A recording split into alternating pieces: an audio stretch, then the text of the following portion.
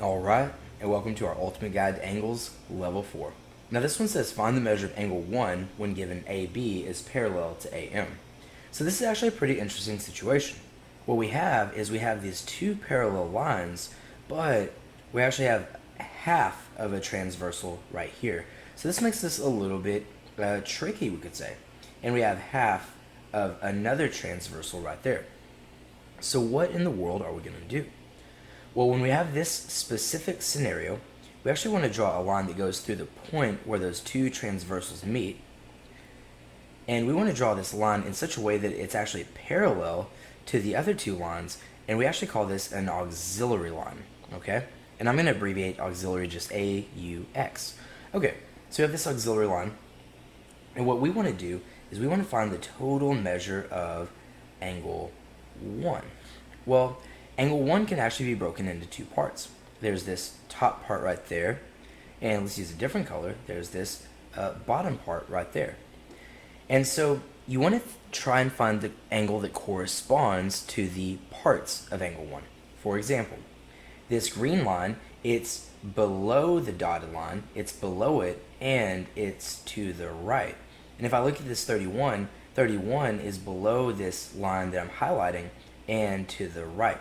So this 31 and this angle, this bottom half, are in the same position.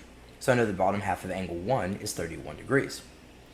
Up here on the top, though, we actually have a bit of a problem. Let me switch back to orange, because here, above the dotted line, above the dashed line, we have angle 1, and angle 1 is to the right of the transversal. But this 156, while it's above the line, it's actually to the left of the transversal. So what that tells me is I actually need that angle right there. And if I have that 156 to get to the angle to the right, I know that these two angles are on a straight line. I can just do 180 minus 56. And 180 minus 156, and that should give me 24 degrees. So I know that this angle is 24 degrees, meaning that this angle is 24 degrees. And now to find angle 1, I simply combine those two angles. So I have my 20, was I saying 21? Well, I meant to say it was 24 if I was. So I have 24 degrees plus that green angle, 31. And of course, 4 plus 1 is 5, and 2 plus 3 is 5. And so we know that angle 1 is equal to 55 degrees. All right, let's go on to a second example. Okay, for this very next example, it says find the measure of angle 1. We kind of have a very similar problem.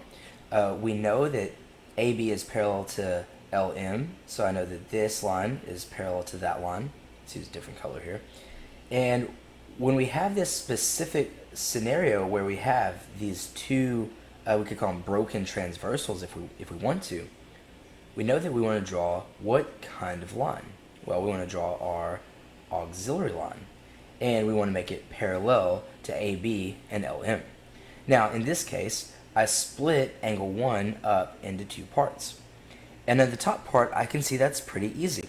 Above the dashed line and to the left is my top part of the angle, and above this line and to the left is 55 degrees. So I know that the top part of angle 1 is 55 degrees. Now, where does this get a little tricky?